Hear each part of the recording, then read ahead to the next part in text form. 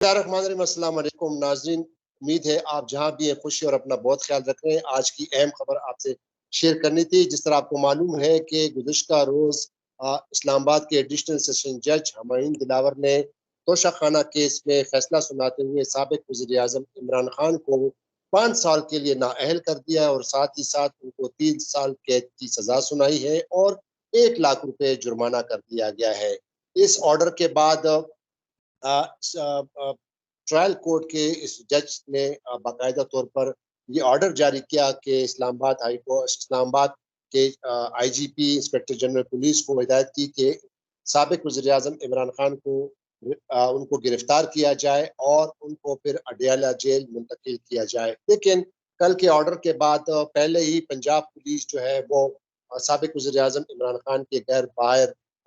Zaman park में वो मौजूद थी और उन्होंने साबिक वज़ीर आज़म इमरान खान को गिरफ्तार किया और फिर बाद में वो इस्लामाबाद उनको लाया गया और उनको फिर अटक जेल मुंतकिल किया गया है। कल साबिक वज़ीर आज़म इमरान खान के वकला ने भरपूर कोशिश की कि उनसे मुलाकात की जाए, लेकिन कल चूँकि इतवार का दिन था, छुट्टी का दिन था, उनकी मुलाकात नहीं हुई। लेकिन आज उन्होंने बाकायदा इस्लामाबाद हाई कोर्ट में एक दरख्वास्त दायर की है कि उनके खिलाफ उनके साथ जो उनको जो जेल में जो सहूलत फराम की गई है वो उनके स्टैंडर्ड के मुताबिक नहीं है। एक साबिक वज़ीर आज़म है, पाकिस्तान को क्रिकेट टीम के कप्तान रह चुके हैं, इंटरनेशनल लीडर है, लेकिन उनको जो फैसिलिटीज़ दी गई है वो जेल में वो उनके मयार को और उनके स्टैंडर्ड के मुताबिक नहीं है। तो इस्लामाबाद हाई कोर्ट से रुजू किया गया कि उनको 1 क्लास दिया जाए। लेकिन आज की एक और बड़ी डेवलपमेंट है और वो डेवलपमेंट ये है कि इस्लामाबाद हाई कोर्ट के चीफ जस्टिस आमिर फारूक के खिलाफ सुप्रीम जुडिशल काउंसिल में एक मिसकंडक्ट का कंप्लेंट फाइल किया गया है और ये कंप्लेंट कराची बेस एक लॉयर है, सुप्रीम कोर्ट के सीनियर वकील हैं बैरिस्टर अली ताहिर साहब। उन्होंने आइन के आर्टिकल 209 के तहत ये सुप्रीम जुडिशल काउंसिल में ये कंप्लेंट फाइल की है और उसमें इस्तदा की गई है कि जो जज के खिलाफ बाकायदा तौर पर इंक्वायरी की जाए, क्योंकि वो जो अपने फ़राइज़ मनसबी जो है वो सही तौर पर अंजाम नहीं दे रहे हैं, वो उसका गलत इस्तेमाल कर रहे हैं। वो एक मुतासिब चीफ जस्टिस हैं और लिहाजा कौंसल से इस्तदा की गई है कि इसकी इंक्वायरी की जाए और ये भी इस्तदा की गई है कि और ये भी इस्तदा की गई है कि अगर कौंसल इस नतीजे पर पहुंचती है कि बाकी chief justice Islamabad high court इस काबिल नहीं कि वो अपने फ़राइज़ मनसबी संभाल सकें या वो अपने फ़राइज़ मनसबी पर काम कर सकें, तो उनके खिलाफ फिर सदर को बाकायदा तौर पर एक तजवीज़ किया जाए कि उनको अपने ओहदे से माज़ूल किया जाए। तो इस कंप्लेंट की जो मुबारकात क्या है, इसके कंटेंट्स क्या है, किस बुनियाद पर फाइल की गई है और आया क्या ज़रूरत पड़ी, तो इस वक्त मेरे साथ जो कंप्लेनेंट है बैरिस्टर अली ताहिर साहब वो मौजूद हैं। हम उनसे पूछेंगे। बैरिस्टर अली ताहिर साहब, बहुत शुक्रिया प्रोग्राम में ज्वाइन करने का। बिस्मिल्लाहिर्रहमानिर्रहीम। देखिए सुहेल भाई, बात यह है कि मैं भी लीगल फ्रेटर्निटी से बिलोंग करता हूं और एक चीज prima facie on the face of the record, यानी वो इतनी क्लियरली नजर आनी शुरू हो जाए कि पता लग रहा हो कि एक बायस जो है वो एक पॉलिटिकल पार्टी और एक लीडर के खिलाफ है, तो मेरा ख्याल है कि उसके बाद जो है ये नागुज़ीर था कि मैं ये कंप्लेंट फाइल करता। अब इस कंप्लेंट में मैंने बैकग्राउंड तो एक लंबे अरसे की दी है, लेकिन मैं आपको जरा थोड़ा नजदीक से लेके आता हूँ रिसेंट पास्ट से। आप देखिए कि जिस वक्त इमरान खान को इस्लामाबाद हाई कोर्ट से गिरफ्तार किया गया तो चीफ जस्टिस साहब ने उस अरेस्ट को लीगल करार दे दिया, लेकिन at the same time contempt के नोटिस इशू कर दिए और एफआईआर भी लॉन्च कराने का ऑर्डर कर दिया। अगर अरेस्ट लीगल था तो फिर कंटेम्प्ट नोटिस और एफआईआर के ऑर्डर की क्या जरूरत थी? और आपने देखा किस तरह फिर 3 रुकनी बेंच ने सुप्रीम कोर्ट में उसको फैसले को फौरी तौर पर उसके एक दिन बाद ही सेट असाइड कर दिया। अगर ये फैसला कानून के मुताबिक उसी वक्त हो जाता तो शायद मुल्क में 9 मई जो हुआ वो शायद वो पूरा एक जो बेंचफुल दिन पाकिस्तान पे गुजरा वो ना गुजरता। इसी तरह से जो चीफ जस्टिस साहब हैं उन्होंने दो दफा रिमांड बैक किया तोशाखाना की मेंटेनेबिलिटी के ऊपर ट्रायल जज दिलावर को ये फैसला। आप ये देखिए कि मेंटेनेबिलिटी के मुताबिक सेक्शन 137(4) इलेक्शंस एक्ट 2017 120 दिन का पीरियड रखता है। 120 दिन के बाद प्रोसिक्यूशन नहीं हो सकती, लेकिन बजाय इसके कि इस्लामाबाद हाई कोर्ट खुद कोई फैसला करती, एक दफा गलत फैसला हुआ, उसको सेट असाइड किया, दूसरी दफा फैसला हुआ, वो भी गलत हुआ, सेट असाइड किया, और फिर उसी जज के पास भेज दिया, और फिर तीसरी दफा भी उस जज ने जो है वो गलत जो है वो फैसला जो है वो कर दिया। इसी तरह जो टाइमिंग है वो बड़ी इंपॉर्टेंट थी सुहेल भाई इसके अंदर, कि आप ये देखिए कि जो 3 अगस्त का ऑर्डर हुआ कि कल ही इस केस को निपटा दिया जाए, डायरेक्शन पास कर दी जज दिलावर को, लेकिन दो अहम नुक्ते जो उसके अंदर थे, उसके अंदर 14-14 दिन की डेट दे दी। एक तो ये कि क्या खान साहब अपने गवाहान को बुला सकते हैं या नहीं, इसका फैसला 14 दिन की डेट के बाद कर दिया। फिर इसी तरह एफआईए ने ये इंक्वायरी करनी थी कि क्या जज ने कुछ पोस्टें फेसबुक पे लगाई या नहीं, उसको भी 14 दिन बाद रख दिया। अगर 14 दिन बाद ये फैसला होता है कि खान साहब के गवाह चलने चाहिए या ये जज वाकई बायस था, तो ये तो मिस ट्रायल हो जाएगा। तो क्या बेहतर नहीं था कि रुका जाता, कि पहले इसके ऊपर इस्लामाबाद हाई कोर्ट फैसला करता और फिर ये वापस ट्रायल कोर्ट जाता? आखिर इतनी भी जल्दी इसके अंदर क्या थी? इसी तरह ये जब बिल्कुल वो कहते हैं ना पर्दा बिल्कुल उड़ गया, वो पर्दा बिल्कुल उड़ गया और मैं मजबूर हो गया कि मैं ये complaint as a member of the legal fraternity भेजूं, जब जज दिलावर को एक दिन बाद ही एक दूसरे जज का नाम काटकर इंग्लैंड रवाना कर दिया गया। और क्लियर कॉन्सेप्ट यहाँ पे आ गया कि एक रिवॉल्डर थे जो chief justice Islamabad high court है, और एक रिवॉल्डी थे जो ये ट्रायल कोर्ट के जज थे, और उन्होंने कन्विक्ट किया। और जैसे आपने बताया कि लाहौर पुलिस, पंजाब पुलिस ने जाके अरेस्ट कर लिया और इनको इंग्लैंड भेज दिया गया। तो ये सारा कुछ देख के एक इतना परसेप्शन पब्लिक के अंदर है कि जुडिशरी जो है वो बाइस हुई हुई है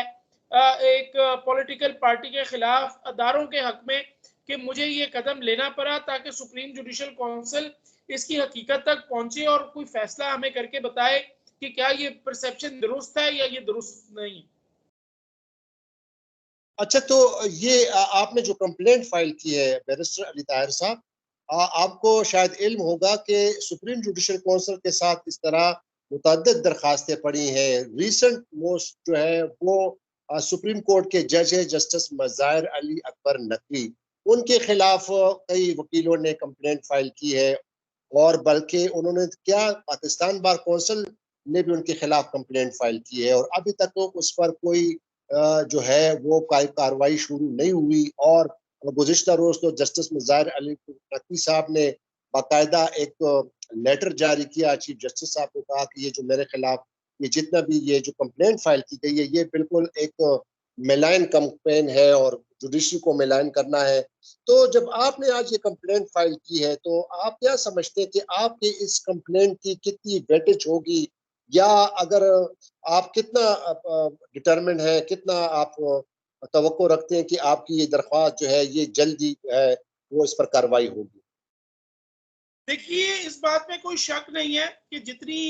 इस मुल्क के अंदर जुडिशियल सिस्टम के अंदर डिलेज मौजूद है, सुप्रीम जुडिशियल काउंसिल में शायद उससे भी तिगने डिलेज मौजूद हैं। और ये बड़ा एक दरेना मुतालबा रहा है बार काउंसिल्स का भी और बार एसोसिएशंस का भी, कि सुप्रीम जुडिशियल काउंसिल में जो कंप्लेंट्स या रेफरेंस आते हैं उनको जल्दी जल्दी निपटाया जाए, ताकि अगर तो जज ने कोई मिसकॉन्डक्ट किया है तो उसको रिमूव किया जाए, वो इस अहल नहीं है कि वो वहां पे रहे। लेकिन अगर उसने मिसकंडक्ट नहीं किया तो वो उसका नाम उससे क्लियर हो और इसका फैसला हो के सामने आए। अब जाहिर है उसकी कॉम्पोजिशन भी ऐसी है कि 3 सीनियर मोस्ट जजेस of the supreme court and then 2 senior most chief justice of the provincial high court, जाहिर है उस इजलास को बुलाना, बैठना और फिर जो वॉल्यूम ऑफ कंप्लेंट्स है वो उसके वो एक मुनासबत नहीं रखता, प्रोपोर्शनेट नहीं है एक दूसरे से। और फिर शायद सुप्रीम जुडिशियल काउंसिल को भी बहुत ज्यादा इंटरेस्ट नहीं है ऐसी कंप्लेंट सुनने में। लेकिन मैं जाहिर है एक जो कानूनी तरीका था वो यही था कि आर्टिकल 209 और 2015 के रूल्स के तहत एक कंप्लेंट फाइल की जाती। वो कंप्लेंट मैंने फाइल कर दी है थ्रू द सेक्रेटरी, जो 2015 के रूल्स कहते हैं कि होनी है, और हर मेंबर के ऊपर मैंने एक कॉपी भी सर्व कर दी है, तमाम ऑनरेबल मेंबर्स हैं। अब जाहिर है ये जब मुझे नोटिस करेंगे तो मैं वहां पर जाऊंगा, मुझे भी नोटिस होना है, जो कंप्लेनेंट है जो जज हैं उनको भी नोटिस होना है in the discretion of the supreme judicial council. तो अब जब भी वो होगा तो आगे केस चलेगा, ये जो कंप्लेंट है ये आगे चलेगी, इसको मेरिट्स पे देखना है सुप्रीम जुडिशियल काउंसिल में। लेकिन आपकी इस बात तक मैं बिल्कुल एग्री करता हूँ के डिलेज एक्सपेक्टेड हैं और वो मैं एक्सपेक्ट कर भी रहा हूँ। अलबत्ता मैं पुरअज़म हूँ कि इसको एंड तक लेकर जरूर जाऊंगा, क्योंकि ये जो क्लाउड्स पाकिस्तान की जुडिशरी के ऊपर बड़े टाइम से, since decade, since its inception रहे हैं, जस्टिस मुनीर से लेकर और आज तक के दौर तक, मैं समझता हूं कि अब ये धब्बे जुडिशरी के ऊपर से धुलने चाहिए कि शायद किसी की डायरेक्शन पे फैसले होते हैं। अच्छा, ये अगर आपकी ये कंप्लेंट अगर मंजूर होती है या ना मंजूर होती है, अगर मंजूर होती है तो आप क्या समझते हैं कि इस पर इमरान खान को क्या बेनिफिट मिल सकता है, या उनके जितने भी जो ये केस है कोशाखाना वाला, उस पे ये क्या इसको मदद साबित कर सकता है, मदद दे सकता है अगर ये कंप्लेंट आपकी मंजूर हो गई? देखिए, इसके अंदर एक तो उनको बहुत फायदा ये जरूर हो सकता है कि अगर ये बायस साबित हो जाता है सुप्रीम जुडिशल काउंसिल में, और सुप्रीम जुडिशल काउंसिल इस नतीजे पे पहुंचती है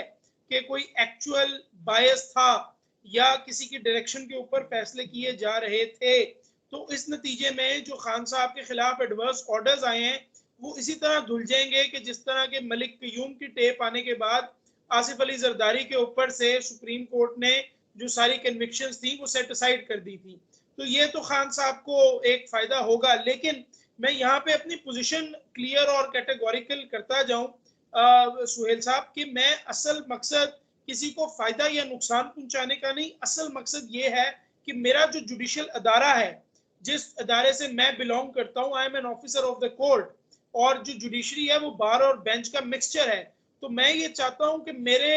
इदारे के ऊपर जो उंगलियां उठती हैं, जो सवाल उठते हैं, वो ना उठे और एक सेल्फ अकाउंटेबिलिटी हो। और मैंने ये जो कंप्लेंट फाइल की है ये इदारे की बेहतरी के लिए की है।